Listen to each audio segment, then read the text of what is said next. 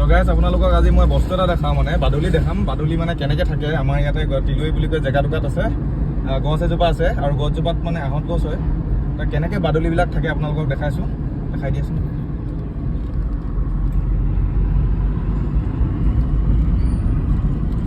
জুম কৰি দিয়া তো চাওক এজনী দুজনী নহয় মানে কিমান আগতেতো হাজাৰ হাজাৰ আছিলে আজিকালি কমিলে বহুত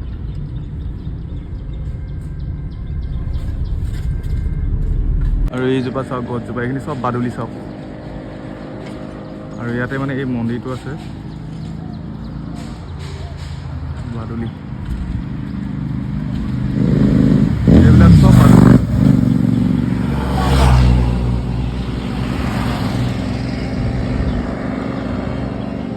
এই মন্দিৰটোৰ কাৰণে মানে ইয়াত থাকে চব বাদুলি হয় আৰু অলপ দেৰি পিছতে চব উৰি গুচি যাব ইয়াৰ পৰা ৰাতি চৰিবলৈ গছজোপা আপোনালোকে ডিব্ৰুগড়ৰ ফালৰ পৰা যদি আহে বাইপাছ নহয় মৰাণলৈ যেতিয়া আপোনালোকে বাইপাছৰ এইটো চাইডে আহিব তেতিয়া এইটো ৰাস্তাতে দেখিব এই গছজোপা আহিলে এবাৰ মন কৰিবচোন খালি দিনত ৰাতি আহিলে নেদেখে এয়া গছজোপা আৰু এইখিনি চব বাদুলি আৰু অলপ পিছতে দেখিবলৈ নাপায় আৰু মানে চব চৰিবলৈ ওলাই যায় হয় নাই আৰু এইফালে আমাৰ কক এই কক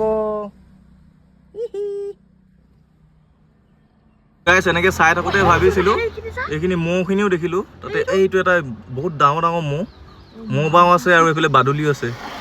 বহুত ডাঙৰ মহ বাঁহ দেখিছেনে এইকেইটা মহ বাঁহ আৰু এইটো মহ বাঁহ আৰু এইখিনি বাৰীখিনি চব বাদুলি এইখিনি পাত নহয় কিন্তু বাদুলি হয় পাত নায়েই গছজোপাত আজিলৈ ভিডিঅ'টো কেনেকুৱা লাগিলে জনাব বাই বাই